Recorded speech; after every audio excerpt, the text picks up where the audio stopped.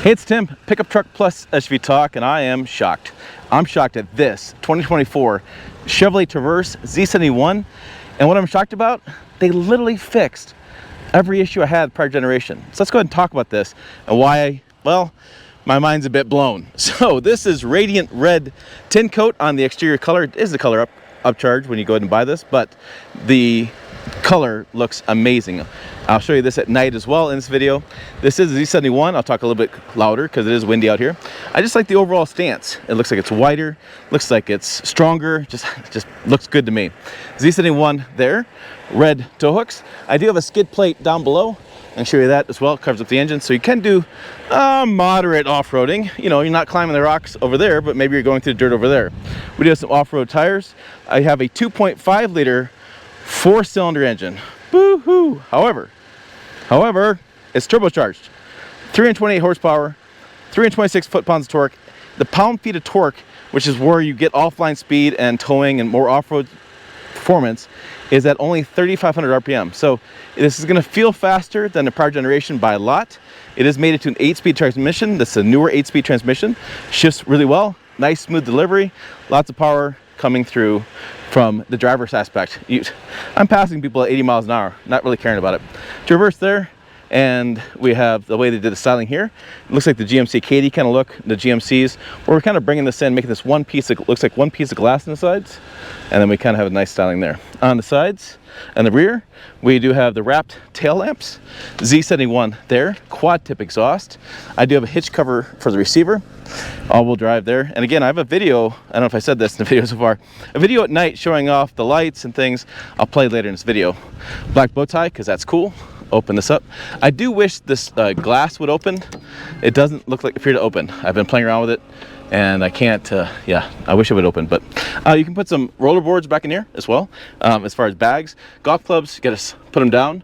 This is the seats down. This is a 3-row SUV. So yeah, my golf clubs won't fit, but bags fit back there. Went to Denver for a wedding. We had 5 people in the vehicle. Everybody was comfortable. Come around here. We'll look at the second row first. So this is the second row. A little bit of red styling there, a little bit of a kind of carbon fiber look here as well. Some chrome there. Bose speaker system. I do have 2-row captain's chairs. You can get this in a bench seat and the LT. The LT I think starts about 37. This one again is 54,000. Third row back there, my 12-year-old basically made his own cavern back there. He loved it. He had USBs there, cup holders, all sorts of stuff. The middle seat doesn't come down, so that was his only complaint. He wanted a drink holder, not along the doors. But again, teenagers. All right, so inside the cabin, up front, we do a little more styling. If I can hold this door with the wind blowing the way it is. A little more styling here, red there. We do the same styling in the door. Trunk release, the windows, door locks, Bose speaker there. Chevrolet in the sill plate, which is nice. 1,549 pounds of payload, which means that's how many people you can have in here and their stuff. That's the total amount of people and gear you can have in the cabin. Now, let's get in here and we'll look at, okay, got rid of the wind. A little styling here, and we have different drive modes. All-wheel drive button to turn it on and off. Auto start stop, turn it on and off, and then we have a parking button. So this mode, as you press this button here, it comes over here. You can see terrain, off-road, sport, normal, tow haul. Interesting enough, there's no eco. That's kind of interesting. Here is your center display. Windshield wipers there. Shifter here, you can see the diagram of the shifter where you pull in and you pull down or up to reverse.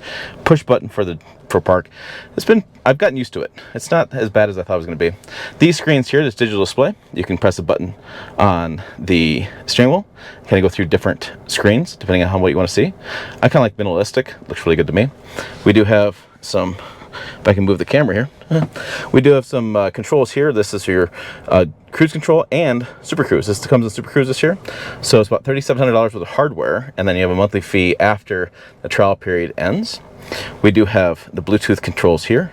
This is the screen. It's a nice operating system. It's quick. Things load up fast. Wireless Apple CarPlay, wireless Android Auto. I do have lighting controls here for turning headlights on and off, and different settings. So I can turn off different settings here in the cabin. I can show you the cameras. Cameras are a nice setup. You can have standard, overhead, and side. And then as you also have reverse as well. If I turn it here, I turn on the reverse cameras, overhead, side, and hitch. So it's nice crisp cameras. Window controls, auto park. It's got an auto park assist as well. It'll help you park and it'll park for you. Vehicle status. We have fuel economy, a current trip. We did a long road trip to Denver. I got about 22.3. Now that's not all my miles, of somebody else's miles too. Let's get in 22, 23. EPA says 24, so pretty darn close. Heated steering wheel, or heated seats. HVAC controls there, and also physical knobs, so they're redundant. So you can press the button here or press it down here for that. Wireless charger with some USBs back in there. Auto off for the controls for the HVAC. Again, control them here or there. I have a little bit of red styling there, and then finishing off. So there is the Z71 there in the badge, and digital rear camera. We'll talk about that in the night video a little bit more. So let's go ahead and hit the road, and I'll tell you why my criticisms for last generation were, or what they were, and why I really like this one, and why you should too, because, yeah, pretty darn impressive. All right, let's check out this Chevy Traverse at night. Yes, nighttime's always cool. So it's much darker than it seems out here. The iPhone does a good job of making it look brighter. So these are the lights here. See the lighting feature there of this Traverse. Little parking lights on the side. They'll come around the sides. Nice red color that you can kind of make out at night. Again, iPhone does a great job. It is getting to be pitch black out there, but again, looks brighter on the camera. So we have the tail lights there, and then there's some backup lights that I don't know if I can show you, but they're built in, and it illuminates back for the backup lights, okay? And then what we'll do is we'll check out the interior of the Traverse at night. So I'll hop in. Okay, so this is the Z71 edition of this Traverse. We have some puddle lamps going down here, which is nice. It's helpful, like you don't trip on something, you get in your cabin, you see your feet when you get in. I don't know, I find it helpful. Don't have any footwell lights, which I like those as well, but don't have those. Oh, okay. And then we have some lights there. The cabin's really lit up, even with the iPhone making it look a little brighter, it is pretty bright in here. So we'll hop in behind the wheel, and we'll talk about a few things here. So here are our normal lights. Then we can do the brights. So quite a bit of brights there, and then dim. So good visibility. Definitely those headlights on. I have auto headlights in this as well. So here are the buttons on the steering wheel, and then here's your dash. Now it's a digital display. The nice thing of digital displays, it's kind of a cool thing, is you can press the button here and select different kind of views. So you can have kind of this. You can definitely do a calm screen.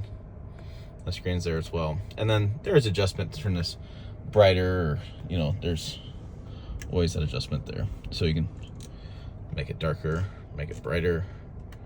So this is all the way dark, and again, iPhone's doing a good job lighting this up, but in real life it's much better. It's not so white on your screen. This is new digital display. It's a Android Auto operating system, and so we can see different screens there, and then we'll talk about the cameras here. And here's your camera. We have front, overhead, and side. Then we can do rear as well, standard, overhead, and side. So pretty nice as far as seeing that. And then we have a headlight switch right here. No more dials. We have the auto lights on, lights off, and that's useful to have that knob for like military bases. I've heard from customers, and I've also places in California you need to turn them on for canyons, for like different zones in the canyons of California. There's your button there, and there is the rest of the interior with those lights there. And then we have a digital rear mirror. What I like about that is that if you turn it off, you have regular rear mirror, but then you have digital. It's great at night as far as headlights hitting that mirror, bouncing your eyeballs. You lose that completely. Oh, you don't worry about that anymore. It's nice when you're driving along. It dims those headlights, and it actually is nice with 3 rows. You're not looking at your kids and trying to see behind you. This goes right off the rear hatch, and you can see behind you much better. So there's your nighttime view of the Chevy Traverse. Okay, before we hit the road, let's make sure I got all the details for you. It is a 2024 Chevrolet Traverse Z71 all-wheel drive is what you're seeing on the screen. We talked about the 2.5 liter turbo, 8-speed automatic transmission. This is jet black a Vortex with torch red interior. Basically, I have a standard vehicle price of $46,400. I have the Super Cruise and enhanced automatic parking assist, driving attention assist, Bose audio, rear camera mirrors, all in one package. It's called Enhanced Driving Package, $3,755. The sunroof, which is up here, that I didn't get a chance to show you, and powered dual glass panoramic siding, that's $1,500. The jet black seats or accents are $1,000, and the radiant red tint coat is $495. So basically, you have the radiant red tint coat on the exterior, the seats, that's about $1,500, sunroof, $1,500, and then Super Cruise. But they also package that Super Cruise, giving more value, I think, in this case, because you do have the Bose audio and the rear camera mirror. The driver attention assist, not a big fan of that system, but I am a big fan of Super Cruise. It's the best, they call it level 2 semi-autonomous driving, or whatever level we're at. You can't like read a book or something, you have to still pay attention, but you don't have to be so much paying attention when you put Super Cruise on. If you've never seen it before, I'll see if I can't demo that in this video. Basically, a light pops on, you press the Super Cruise button, and there you go. Okay, here's a Super Cruise demonstration. So I'm going to get up the speed here, and I'm going to set my cruise at 60, 70. So I'm at 70. See it comes up green. Lane departure lines, they're reading the lines in front of me using sonar and such. See that white icon? That's the Super Cruise. I'm going to press the button here. A lot of times it'll go to blue, then green. In this case, it's already set up ready to go. So you immediately win the green. Take my hands off the steering wheel, and there you go. Now it's going to flash at me here in a minute because I'm blocking the sensor right here. And what it's doing is it's reading my eyeballs, reading stuff to make sure I'm paying attention. Like I said, you can't take your hands off the wheel and start playing around with this or read a book or something. You still pay attention, you just sit back a little bit. And for long road trips and things, it is a lot less stressful when you're doing that road trip, because it's not as tiring, I should say. When you get to your destination, you're not as tired and worn out. There is a free trial with this. Make sure you ask about the free trial after that if they have pricing yet. As of this video getting documented or recording this, pricing seems like it's fluctuating quite a bit, so it's just a changing marketplace right now. They're working on all the details in this. New technology, takes a while to get everything hammered out, but it works great. One other thing I forgot to add is it will change lanes. So if you just tap this, and it'll change lanes for you, okay? And then I can just tap it back. It'll complete the lane, tap back. It'll change lanes again. And there is a setting inside the system that talks about you can change, it'll automatically change lanes driving on the road. So if I get behind that truck up there and I'm going faster, it'll look for traffic around me, it'll change lanes and go around the truck, which is fairly helpful. Sometimes I want to change lanes, sometimes I don't, but that is another feature as well with Super Cruise.